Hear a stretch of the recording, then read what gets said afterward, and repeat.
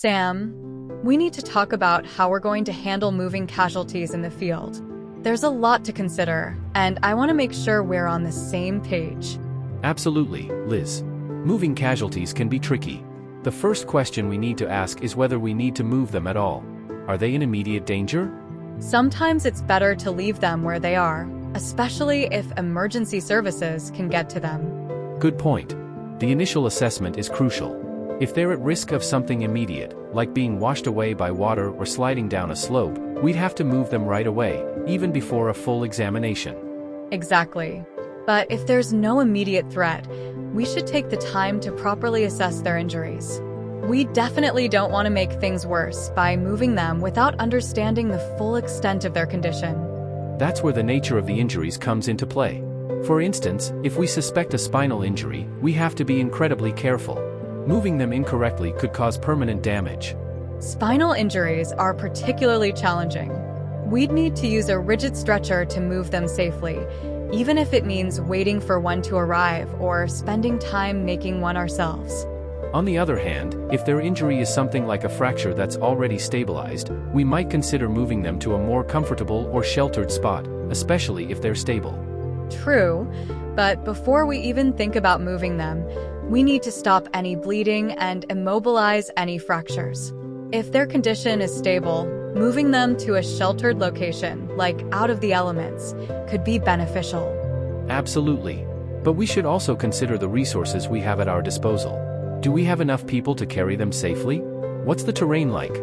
We need to know if we're dealing with rough ground or if it's relatively smooth. The terrain is a huge factor.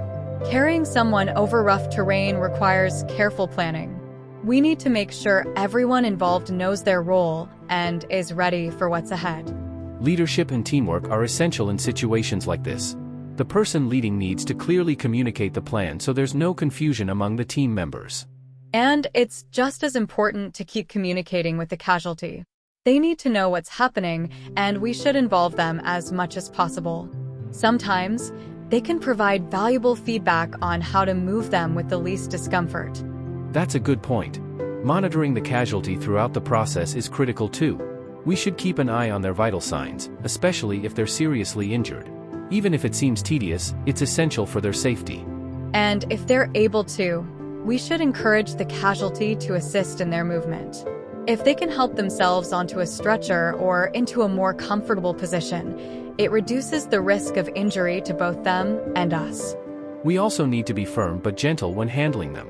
The last thing we want is for the casualty to feel unsafe or, even worse, to get dropped because we were too cautious or uncoordinated. Exactly. When it comes to carrying techniques, we need to choose what's safest for both the casualty and the rescuers. For example, if they're too heavy, dragging might actually be safer than a poorly executed lift. But before we dive into the specifics, it's important to remember the health warnings associated with these carrying techniques. They all have the potential to cause back injuries if not done correctly. Anyone with a history of back problems should let the leader know so they can be assigned to tasks that don't involve lifting. Right. And when it comes to single-person carries, they should only be attempted if the casualty is lighter than the rescuer.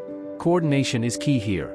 The leader needs to ensure everyone's using proper lifting techniques, bent knees, straight back, before giving the order to lift. Absolutely. Sometimes, we might not need to carry the casualty at all. If they're able to walk, even with some assistance, that could be a better option. We should always ask if they think they can walk. Sometimes they just assume they need to be carried. Yeah, having a rescuer on either side for support can be enough if the casualty is capable of walking. But if they can't, dragging might be the next best option, especially if they're heavy or if the terrain is rough. Dragging, when done carefully, can actually cause less pain and damage than a bad carry. The inline drag is particularly useful if we need to protect the casualty's C-spine, especially in situations like moving them through shallow water or across rough ground. The inline drag is hard work, though. It requires pulling on the PFD while keeping the casualty's head stable with your forearms. There's also the three-person drag, which is a bit more manageable since one person supports the neck while the other two handle the pulling. The three-person drag is a solid technique when you have the manpower. For conscious casualties with lower limb injuries, though, seat carries are often a better option. Definitely. The forehand seat is quick and simple for a short carry. The casualty just sits on the seat formed by the rescuer's interlocked hands. For longer distances, the bosun's chair is a sturdier alternative. The bosun's chair is more stable since it uses a pole or paddle supported by slings over the rescuer's shoulders, leaving their hands free to support the casualty. It's a better choice for rough or longer terrain. And then there's the fireman's lift, which is effective but not particularly comfortable for the casualty. It's useful if the casualty needs to be moved quickly over tough terrain, but it does pose a risk to the rescuer's back. The fireman's lift should be avoided by anyone with back issues. The piggyback carry is another option, especially for lower leg injuries. It's good for getting over broken ground, but it's still not without risks. Exactly. For more specialized carries, like the split rope carries, you need to prepare the rope using a Mountaineer Classic coil. The single-person carry uses the coils like rucksack straps, which is fine for light casualties. For heavier casualties or when more support is needed, the two-person split rope carry is better. Each rescuer wears a set of coils over one shoulder and the casualty sits as if on a swing. It's a bit more comfortable and distributes the weight. If we need to use a litter, it's good to know that they're quick to make but don't offer the same support as a rigid stretcher. They're okay for a hypothermia victim but not for someone with spinal injuries or a broken femur. True. A bivouac bag litter can be made by inserting pebbles into the corners and sides of the bag and tying them with string. It's a makeshift solution but works in a pinch.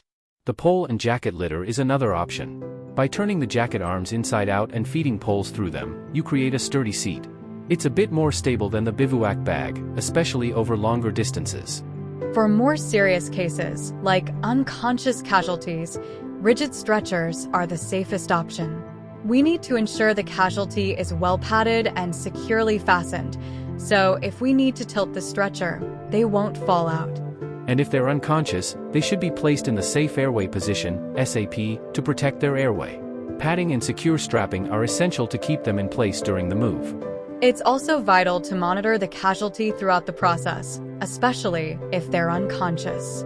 Their condition can change quickly, and we need to be ready to respond. In any situation, the priority is to keep the casualty stable and safe. If there's any doubt, it's usually best to wait for emergency services to arrive with their specialized equipment and training. Absolutely.